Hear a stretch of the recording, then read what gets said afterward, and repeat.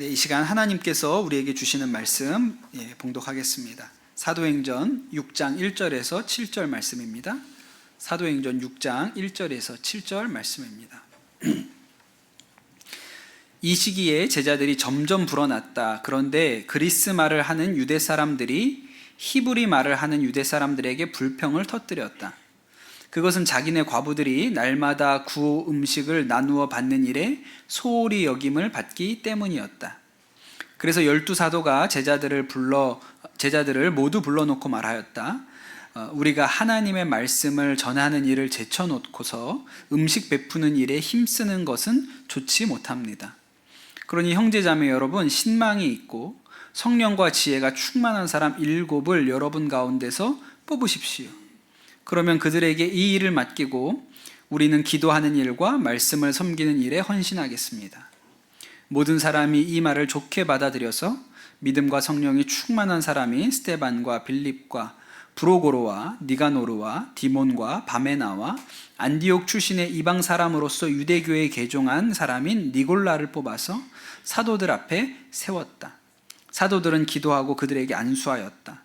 하나님의 말씀이 계속 퍼져나가서 예루살렘에 있는 제자들의 수가 부쩍 늘어가고 제사장들 가운데서도 이 믿음에 순종하는 사람들이 많았다.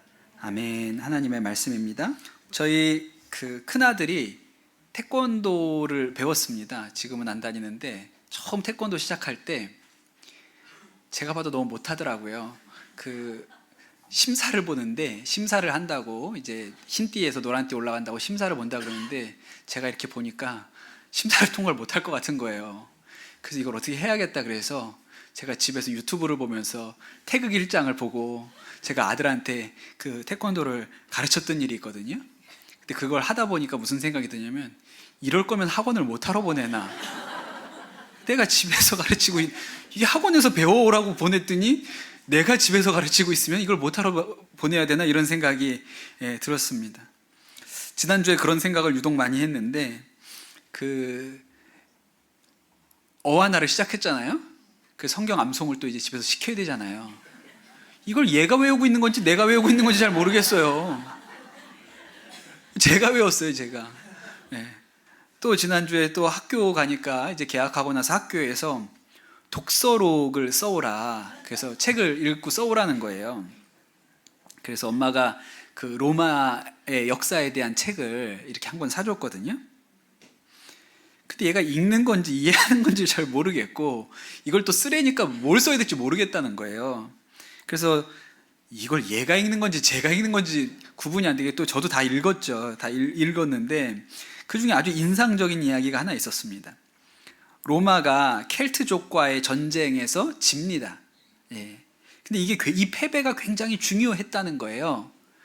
그 패배를 통해서 우리가 왜 졌는지를 파악하고 어떻게 해야 나라의 힘을 강하게 할 수 있는지를 고민했기 때문에 이후에 강력한 로마를 만들어낼 수 있었다. 그 실패 때문에 로마가 강력해졌다, 그런 얘기가 있습니다. 일본 작가인 시오노 나나미가 쓴 로마인 이야기, 아주 유명한 책이죠. 여러 권으로 된 두꺼운 책이 있는데 거기에 나오는 말 중에 똑같은 말이 있거든요. 로마를 로마로 만든 것은 시련이다. 전쟁에 이겼느냐 졌느냐보다 전쟁이 끝난 뒤에 무엇을 했느냐에 따라서 나라의 장래가 결정된다. 이런 말이 있어요. 저는 이 말이 교회에도 동일하게 적용되는 말이라고 싶습니다. 여러분, 교회를 교회로 만든 것은 문제입니다. 그런데 그 문제를 어떻게 풀고 해결했는지에 따라서 교회의 운명이 결정된 것이죠. 문제 없는 교회는 없어요. 초대교회가 우리가 볼 때 굉장히 이상적인 교회죠. 그래서 자기의 소유를 다 팔아서 가난한 사람들한테 나눠주고, 우리가 누구도 내 것을 내 것이라고 하지 않았다는 정말 놀라운, 역사에 등장하지 않는 그런 놀라운 일이 이 공동체 안에 이루어졌습니다. 그러나 그 초대교회도 문제는 있었어요. 문제가 있었던 정도가 아니고 계속 문제가 파도처럼 밀려왔죠. 사도행전에 나오는 교회는 문제의 연속입니다. 지난주에 우리가 말씀을 통해 나누었는데 유대의 지도자들이 이 교회를 계속 핍박하고 공격했습니다. 벌써 사도들이 몇 번을 감옥에 들어갔다 나왔잖아요. 이게 바로 외적인 문제죠. 교회 밖에서 교회를 공격하는 거예요. 그러니 그렇게 핍박당하고 또 죽인다고 하고 이러니 이게 교회에 얼마나 어려운 일입니까? 그런데 이런 외적인 문제는 도리어 유익이 될 때도 많이 있습니다. 어떤 때가 그럴까요? 밖에서 누군가가 이 교회를 힘들게 하려고 핍박하려고 하잖아요. 그러면 내적으로는 훨씬 강건해집니다. 우리도 그렇죠. 우리가 그 전라도와 경상도가 자꾸 싸운다 그러잖아요. 근데 북한이 쳐들어오면 어떻게 해요? 한 팀이에요. 남한과 북한이 계속 분단되어 있고 싸우지 않습니까? 외계인이 쳐들어오면 어떻게 돼요? 한 편이에요. 네, 그것처럼 교회가 외부의 공격이 있을 경우에는 훨씬 더 견고하고 단단해지는 효과가 있죠. 베드로와 요한이 감옥에 갇혔다가 풀려났을 때 다 같이 성도들이 모여서 뜨겁게 기도해서 땅이 진동했다, 그런 말씀이 성경에 있지 않습니까? 그러니까 외부의 이런 문제는 사실은 내적으로 훨씬 더 교회를 강건하게 하는 거예요. 그런데 정작 심각한 문제는 무엇이냐면 내적인 문제입니다. 내부에서 문제가 일어나는 거예요. 예를 들어서 아나니아와 삽비라 문제 같은 경우는 교회 안에서 일어난 문제죠. 이런 것들이 훨씬 교회를 어렵게 하고 힘들게 합니다. 이미 예루살렘 교회는 굉장히 큰 교회예요. 예, 그 베드로가 처음 설교했을 때 회심한 사람이 3,000명이라 그랬고, 그 다음에 성전 미문에 있는 안질뱅이를 일으켜 세우고 나와서 설교했을 때 회심한 사람이 5,000명이라 그랬거든요. 그러면 이 교회는 벌써 한 10,000명 모이는 교회예요. 엄청나게 큰 교회인 것이죠. 그러니 여러분, 그 큰 교회에 다양한 사람들이 모여 있는데 당연히 문제가 일어나겠죠. 그 교회가 이렇게 섬기는 사람들 중에 가장 형편이 어려운 부류가 과부들이었습니다. 그래서 교회가 이 과부들에게 음식을 늘 매일매일 나눠줬던 모양이에요. 그런데 그 과부들은 히브리 말을 쓰는 과부들이 있고 또 헬라 말을 쓰는 과부가 있어요. 말이 다릅니다. 히브리 말은 그 원래 그 이스라엘 땅에서 쓰는 말이죠. 그러니까 아마 그분들은 그냥 토백이들일 거예요. 토백이 원주민들. 그 예루살렘과 그 주변 지역에 사는 토백이 원주민들이 그 히브리어를 쓰는 사람들이고, 또 헬라 말은 이 유대인들이 벌써 그리스 전역으로 이 지중해 지역 전체로 흩어져 있었기 때문에 그 당시 공용어였던 그리스 말, 헬라 말을 쓰는 사람들, 그런 과부들, 그러니까 외부에서 들어온 과부들이죠. 그런 사람들이었을 거란 말이에요. 그런데 다 이 과부들이니까 똑같이 음식을 나눠줘야 되는데, 히브리파 사람들에 속한 과부들은 음식을 받았는데 헬라파 과부들은 음식을 못 받았다는 거예요. 그래서 이 일이 교회 안에 원망이 일어나고 불평이 생겨나고 그랬습니다. 이런 게 진짜 어려운 일이죠. 여러분, 세상에 무슨 공동체나 조직이 무슨 대단한 일로 깨어지는 것 같지만 실제로는 그렇지 않습니다. 지금도 선거를 앞두고 있죠. 그래서 당들이 뭐 깨지고 또 조금 떨어져 나가고 새 당이 세워지고 이런 일들이 많지 않습니까? 그런데 보면 뭐 명분들이 있어요. 뭐 시대 정신이 어떻고 국민을 위해서 우리가 어쩌고 저쩌고 해야 되는데 뭐 이러면서 있습니다. 근데 안을 들여다보면 어때요? 왜 갈라졌을까요? 왜 떨어졌을까요? 섭섭해서 그래요. 무슨 대단한 명분이 있는 게 아니라 섭섭해요. 내가 이 당을 위해서 얼마나 했고, 내가 노력을 얼마나 했는데 나는 공천 안 해주고 컷오프 한다 그러고 뭐 이러니까 섭섭한 거예요. 그러니까 나가는 거죠. 대단한 게 아니에요. 근데 여러분, 그 섭섭함이 굉장한 문제입니다. 교회도 마찬가지예요. 여러분, 진짜 무서운 게 섭섭한 마음이에요. 예. 누가 제일 힘센 마귀라고 생각하세요? 여러분, 음란 마귀도 있고 조른 마귀도 있고 섭섭 마귀도 있는데 누가 제일 힘이 세요? 그 중에 제일은 섭섭 마귀예요. 교회가 갈라지고 깨지는 게 다른 이유 있습니까? 섭섭해서 갈라지는 거예요.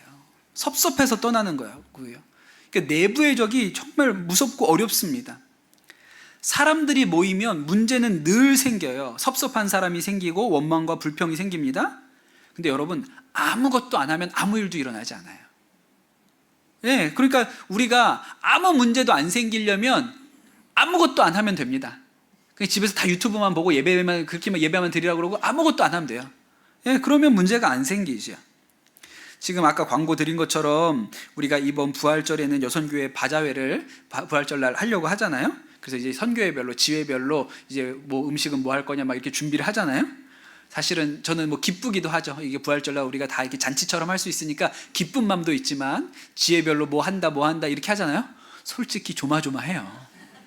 혹시 어디서 섭섭한 사람 생기지 않나. 누가 했는데 나는 이거 싫은데 뭐 이러면서 이런 일이 생기지 않을까 조마조마해요. 섭섭마귀가 역사할까 봐. 김치 담글까 깍두기 담글까를 가지고 교회가 쪼개진다고 하지 않습니까? 지어낸 얘기가 아니에요. 진짜 그렇게 됩니다. 그러니까 섭섭마귀가 그렇게 힘이 강하고 무서운 거죠. 작년에 우리가 전교인 수련회를 했습니다. 너무 하나님 주신 은혜가 컸는데, 그런데 사실은 이럴 때가 문제가 일어나기 너무 좋은 타이밍이에요. 그렇죠. 일을 하니까 아무 일도 안 하면 아무 일도 안 일어나요.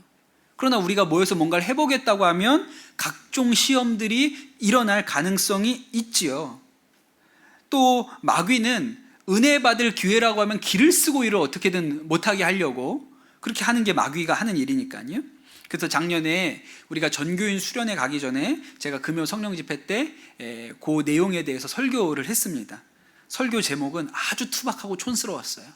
수련회와 영적 전쟁. 네, 이런 주제를 가지고 말씀을 나눴거든요. 그때 제가 이 원칙은 제가 우리 아이들, 초등학생 또 중고생들 단기 선교 데리고 나갈 때 주는 원칙이거든요. 그 원칙을 그때 말씀을 드렸어요. 아이들 데리고 단기 선교 나갈 때 3가지 원칙이 있습니다. 3금. 3가지를 절대 하지 마라. 3금 원칙이 있거든요. 1번 불평 금지, 2번 비난 금지, 3번 부정 금지예요. 1번 불평 금지가 뭡니까? 힘들어요, 맛없어요, 못 먹겠어요. 이게 불평이란 말이에요. 그럼 주는 대로 먹어야지 가면. 이런 거 하지 마라. 감사해라. 뭐든지 주어진 것에 감사해라. 차 너무 오래 타요, 너무 멀어요, 이런 거 하지 말아라. 이게 불평 금지고요. 2번째가 비난 금지입니다. 애들은 문제가 생기면 어떻게 해요? 쟤 때문이에요 이렇게 하고, 제일 잘하는 게 이런 거죠. 저만 그런 거 아니에요. 쟤도 그랬는데 왜 저한테만 그러세요? 이게 18번이거든요. 그러니까 비난하지 마라. 누구 때문이라고. 누가 화장실 갔다가 늦게 와가지고 출발이 늦어졌어요. 그러면 다 막 눈에다가 쌍심지를 키고 달려들어가지고 완전히 묻어버리려고 하지 않습니까? 그 비난하지 말아라. 3번째는 부정 금지입니다. 부정의 3종 세트가 있어요. 안 해요, 못 해요, 싫어요. 이거 하지 말아라. 안 해요, 못 해요, 싫어요. 이거 하지 말아라. 그렇게 3금 세트를 제가 이야기를 하거든요. 그리고 가면 아예 가서 합니다. 부정금지. 누가 싫어요, 못해요 그러면 부정금지 3번 위반이야. 아주 스티커를 이렇게 딱 붙여서 부정금지 붙여주든지, 불평금지 또 붙여주든지, 이렇게 한단 말이죠. 근데 여러분, 이런 일이 왜 가능한지 아세요? 애들 데리고 나갔으니까 가능한 거예요. 애들은 그렇게 하면 들으니까. 안 들으면 불려놓고 혼내키면 되니까. 그러니까 아이들은 불평하지 말랬지. 야, 다른 사람 비난하지 말랬지. 너 지금 하는 거 비난이잖아. 하지마. 이렇게 할 수 있는 이유는 애들이니까 그런 거예요. 근데 여러분, 단기 선교를 어른들하고 같이 나가잖아요. 어른도 불평하고요, 어른도 비난하고요, 어른도 부정 못해요, 싫어요, 안 해요 합니다. 그리고 단기 선교 간 내내 섭섭마귀가 들어가가지고 그냥 뾰로통해가지고 말도 안 하고 밥도 잘 안 먹고 나 삐졌어 아주 툴툴툴 대면서 티를 내는 분들이 있어요. 그럼 어떻게 해요? 집사님 일로 와보세요. 불평하지 말라 그랬죠. 이렇게 해요? 그냥 냅둬요. 그냥 끝날 때까지 냅둬요. 뭘 어떻게 하겠어요, 어른인데. 그냥 냅둡니다. 그러고 갔다 와서 무슨 생각해요? 내가 다시는 저 사람이랑 가나 봐라.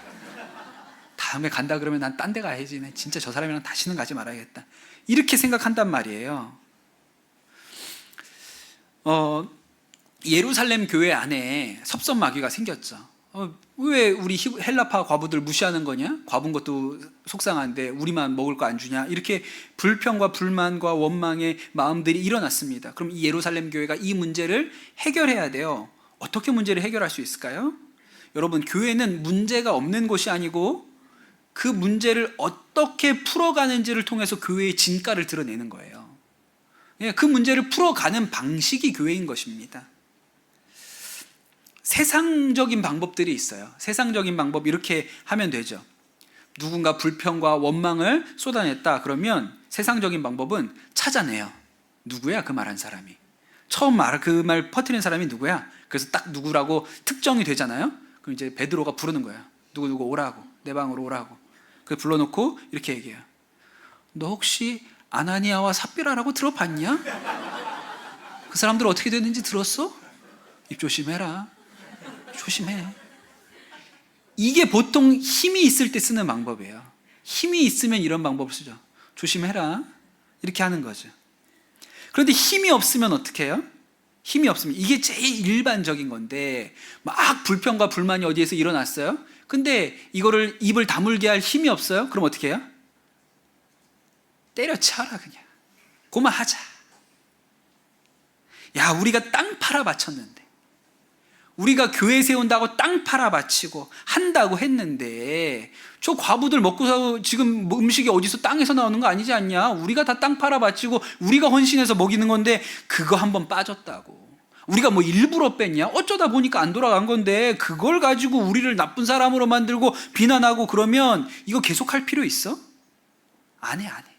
우리도 안 해. 우리도 욕 먹으면서 이거 할 필요 없어.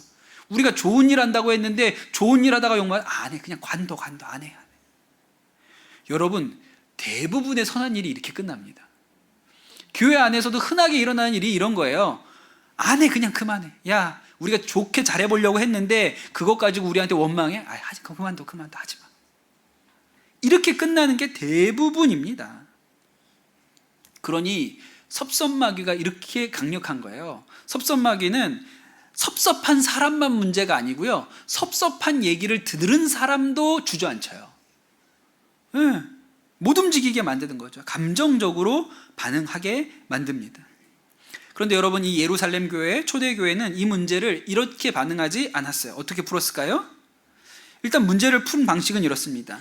사도들이 이 문제의 원인을 뭐라고 생각했냐면, 자신들이 그 하나님의 말씀을 전하는 것도 과중한데 사람들 음식까지 나눠주고 이런 일까지 다 챙기기가 너무 어렵다는 거예요. 그래서 7명을 세워가지고 이 음식 나눠주는 일, 구제하는 일을 하자, 그렇게 결정을 합니다.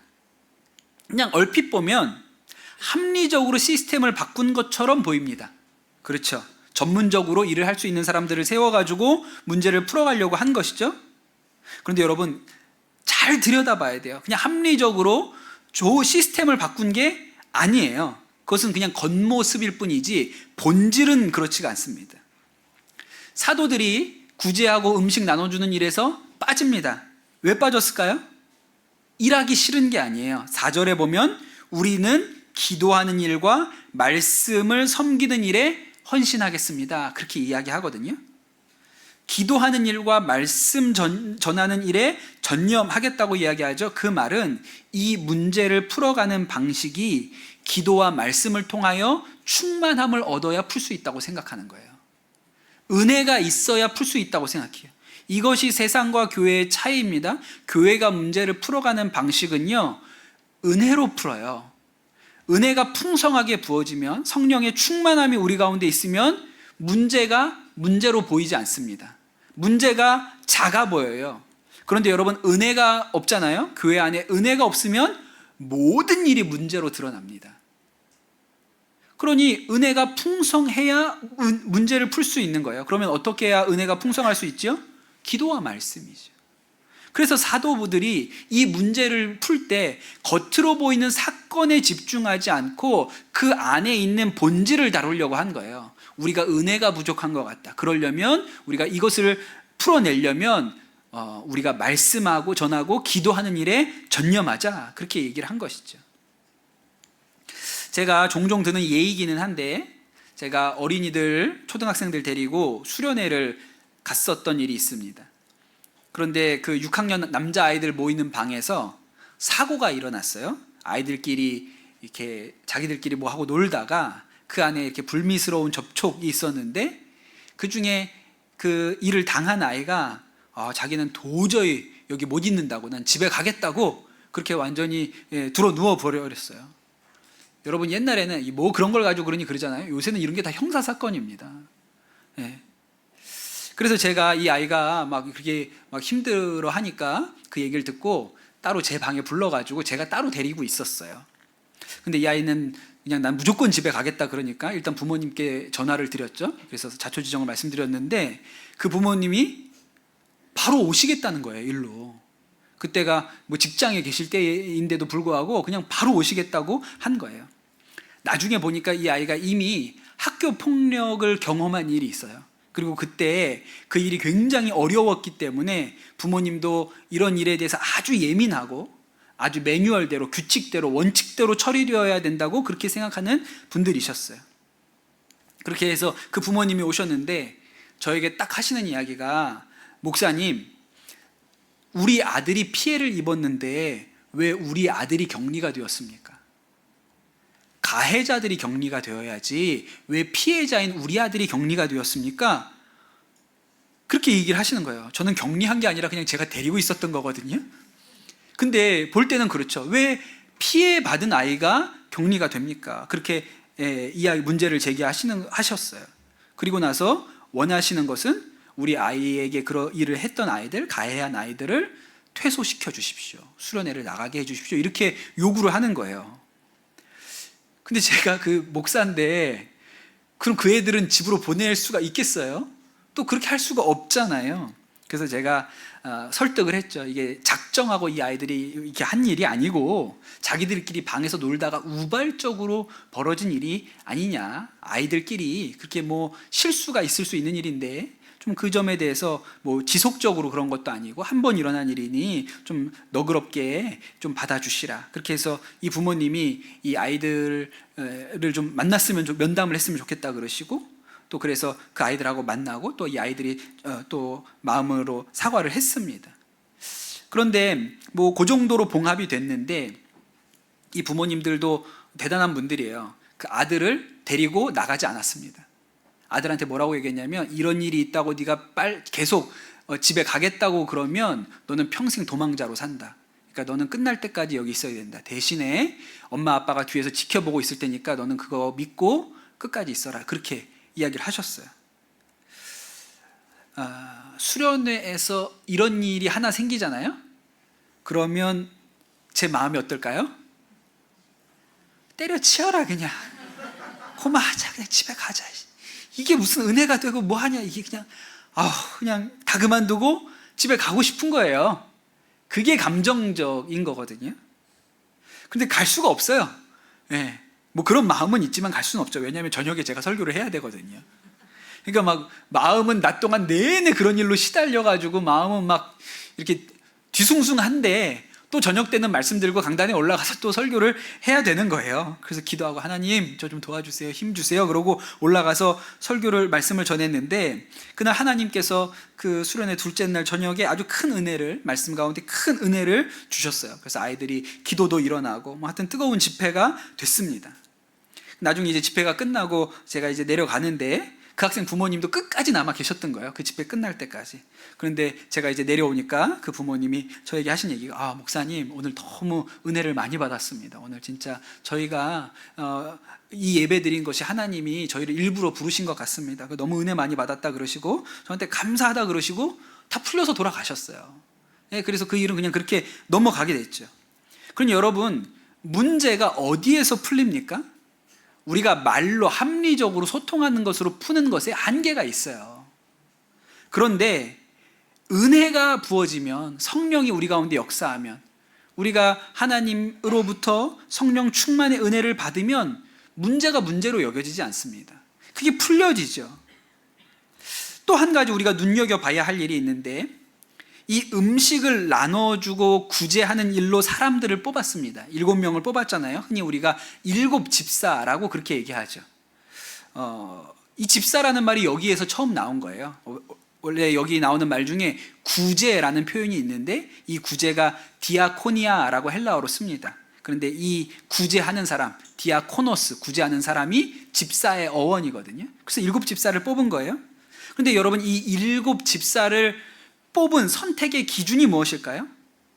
합리적이고, 소통 잘하고, 유능하고, 온유하고 그리고 아주 말도 예쁘게 잘하는 사람, 그런 사람을 뽑았을까요? 그렇게 나오지 않고 성경에 뭐라고 나오냐면 성령과 지혜가 충만한 사람, 믿음과 성령이 충만한 사람을 뽑았다고 그렇게 나와요. 여기에 본질이 있어요. 사람을 뽑아서 전문적인 일을 시키는 것에 본질이 있지 아니하고 그 사람이, 뽑은 사람이 성령에 충만한 사람이라는 거예요. 아무리 시스템이 좋아도고요, 그 좋은 시스템에 앉아있는 사람이 이상하면 이상해집니다. 이상해져요. 성령에 충만한 사람, 은혜 아래에 있는 사람, 내가 죄인인데 구원받았다는 믿음이 있는 사람을 뽑아야 문제가 풀리는 거예요. 그 사람이 문제를 풀어내죠. 여러분, 성령 충만한 사람의 특징이 뭔지 아세요? 불평이 없어요. 비난이 없어요. 부정이 없어요. 성령 충만한 사람은 집사님 이것 좀 도와주시겠어요? 그럼 뭐라 그래요? 제가 하겠습니다. 오케이 합니다. 힘들고 어려운 일이라도 제가 하겠습니다 이렇게 해요. 불평 없어요. 감사합니다 합니다. 일이 어려워도 제가 이 일을 감당할 수 있어서 감사합니다 이렇게 얘기해요. 그러니 성령에 충만한 사람을 세우면 문제가 되지 않습니다. 제가 선한목자교회 있을 때 큰 교회잖아요. 거기는 사역자들도 많고 직원도 많습니다. 그러니 사실 별의별 일들이 다 있어요. 요새는 그 교회에 직원으로 들어오셨는데 나중에 교회 나갈 때 교회에서 나를 너무 함부로 했다, 처우에 문제가 있었다 그러고 노동청에 고발한다는 일도 가끔 있습니다. 저녁 예배 때문에 남아 있었는데 시간의 수당을 안 줬다, 나중에 이거 고발한다고 그래요. 아니, 예배 드리려고 남아 있었는데 이게 어떻게 근무예요? 이게 시간의 수당을 달라는 거예요. 그런데 여러분, 본질이 뭡니까? 시스템을 개선할까요? 그래서 모든 수당을 정확하게 하고 근무 시간을 체크하고 그러면 불만이 없어질 것 같아요? 그래도 불만은 생겨요. 그래도 원망은 생깁니다. 그렇게 푸는 게 아니고 어떻게 해요? 성령의 충만함을 입어야 돼요. 성령의 충만함을 입어야 문제가 문제로 보이지 않아요. 그래서 선한목자교회 사역자들은 선한목자교회 오시면 시작하기 전에 다 복음학교를 보내요. 그 성령의 충만함을 받고 와야 나중에 딴 얘기를 안 하거든요. 그래야 불평이 없는 거죠. 제가 기억하는 아주 훌륭한 평신도 사역자 간사님이 한 분 계세요. 이분이 교회에서 컴퓨터, 네트워크, 전산관리 이런 거 하시는 분이셨어요. 근데 저희가 흔히 우리 교회에 성자가 둘 있다고 말할 때 그 두 명 중에 한 명으로 꼽히는 분인데, 새해에 내가 올 해에 사역을 어떻게 감당하겠다 이렇게 사역 발표를 하거든요. 그때 그 사역 발표하는 자리에 앞에 나오셔서 이렇게 얘기하시는 거예요. 제가 올해 우리 교회 모든 사역자들의 컴퓨터를 최신형으로 업그레이드해 드릴 수는 없지만, 우리는 해주는 줄 알고 뭔 예산으로 저걸 하려고 그러지? 그랬는데 해드릴 수는 없지만 그렇게 얘기하시고 나서 이렇게 얘기하셨습니다. 제 자신을 최신형으로 업그레이드해서 여러분의 모든 불편을 돕도록 하겠습니다. 그렇게 이야기하셨어요. 이분은 도와달라고 하면 노가 없어요. 똑같은 부탁을 이 사람 저 사람 이 사람 저 사람이 계속 하잖아요. 노가 없어요. 다 해주시는 분이세요. 왜 그럴 수 있습니까? 성령에 충만하면, 은혜에 충만하면 그렇게 문제가 문제로 되지 않는 것이죠. 마지막으로 또 한 가지 눈여겨볼 것은 7 집사의 이름입니다. 스데반과 빌립과 브로고로와 니가노르와 디몬과 바메나 이렇게 나오죠. 이름 너무 어렵죠. 6명의 이름이 나오고 7번째는 설명이 붙습니다. 안디옥 출신의 이방 사람으로 유대교에 개종한 사람인 니골라라고 얘기해요. 그러니까 이 사람은 원래는 유대교인이 아니었는데 유대교로 개종한 이방인이라는 거죠. 앞에 나오는 6명과 뒤에 나오는 마지막으로 나오는 이 니골라의 이름에 특징이 있는데 그 이름이 다 헬라식 이름이라는 거예요. 그 중에 니골라는 완전히 헬라 사람인데 유대인이 아닌데 개종한 사람이고, 나머지는 원래 유대인이기는 하지만 대부분 헬라 말을 쓰는 헬라파 유대인들이었던 거죠. 그런데 7명의 집사를 다 헬라파를 세웠어요. 왜요? 헬라파 과부들이 구제에서 제외된 게 문제의 핵심이었잖아요. 그러니 이 구제를 섬길 나머지 모든 구제를 섬길 7명의 일꾼은 다 헬라파. 보통은 어떻게 해요? 균형을 맞춰요. 예, 그러면 문제가 있었으니까 그럼 당신네가 4명 가져가고 유대인들 3개 가져가고 여기 히브리파가 3개, 당신들 4개 이 정도 합시다. 그것도 또 이게 또 기울어질 것 같으면 우리가 3명 절대로 양보 못하지. 예, 우리가 4명, 당신들이 3명 이렇게 해가지고 합시다. 근데 이렇게 하지 않고 7명 다 헬라파 집사를 세웠다는 거예요. 그 얘기는 뭘까요? 전에 제가 좋은 교회의 원칙이라고 말씀드렸죠. 나 잡아먹고 당신이 사시오. 우리는 다 양보합니다. 당신들이 마음대로 해보십시오. 나 잡아먹고 당신이 사십시오. 이게 십자가잖아요. 십자가. 예. 내가 죽어 당신이 사십시오. 이 원칙을 가지고 교회가 일을 했던 거예요. 그러니 문제가 안 되죠. 그래서 이 일 후에 이 헬라파 과부와 히브리파 과부 이 구제의 문제 후에 이 교회가 얼마나 더 크게 성장했는지 제사장들도 교회 회심해서 교회 안으로 들어왔다. 보니까 저긴 다르거든요. 밖에서 봤는데 저기는 문제를 풀어가는 방식이 다른 거예요. 예, 그러니까 제사장들도 개종하고 교회 안으로 들어오는 일들이 일어나게 된 것이죠. 사랑하는 성도 여러분, 저는 우리 강남 선한목자교회가 은혜로 문제를 돌파하는 그런 교회가 되기를 축복합니다.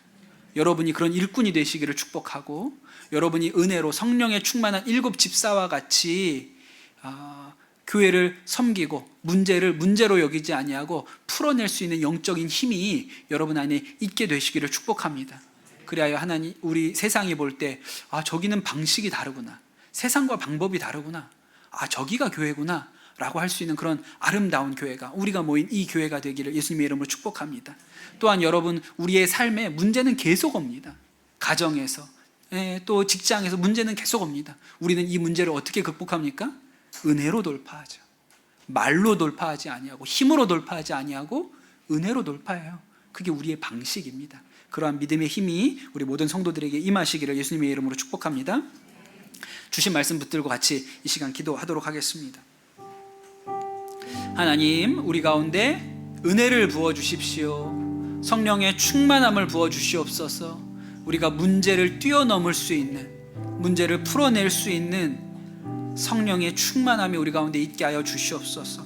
우리의 성도들을 이 초대교회 7 집사와 같이 세워 주시옵소서. 그들이 성령의 충만함으로 교회 일을 감당하였던 것처럼 우리도 그럴 수 있게 도와주시고, 우리가 가정에서, 직장에서 우리가 부딪히는 모든 문제들 앞에 열쇠는 성령의 충만이요 은혜의 충만이다. 우리가 그것을 마음 가운데 굳게 붙들게 하여 주시옵소서. 이 시간 우리 합심해서 주신 말씀 붙들고 기도하겠습니다. 주님, 우리 강남 선한목자교회가 문제를 뛰어넘는 교회가 되게 하여 주시옵소서. 우리가 하나님의 은혜로 이 문제들을 돌파할 수 있는 믿음의 힘이 있는 교회가 되게 하여 주시옵소서. 우리 성도들에게 성령의 충만을 부어주셔서 초대교회 7 집사와 같이 쓰임받게 하여 주시옵소서. 그리하여 하나님, 우리는 시스템이 아니고 하나님 은혜로 문제를 풀어나가는 그런 힘 있는 교회, 믿음의 교회 되도록 하나님 축복하여 주시고, 우리 성도들 안에도 은혜를 더하여 주셔서 우리의 삶에 끊임없이 파도처럼 오는 그 문제들을 하나님, 우리가 은혜 가운데 돌파할 수 있는 믿음의 힘이 있게 하여 주시옵소서. 감사합니다. 모든 말씀 우리 주 예수 그리스도의 이름으로 기도드립니다. 아멘.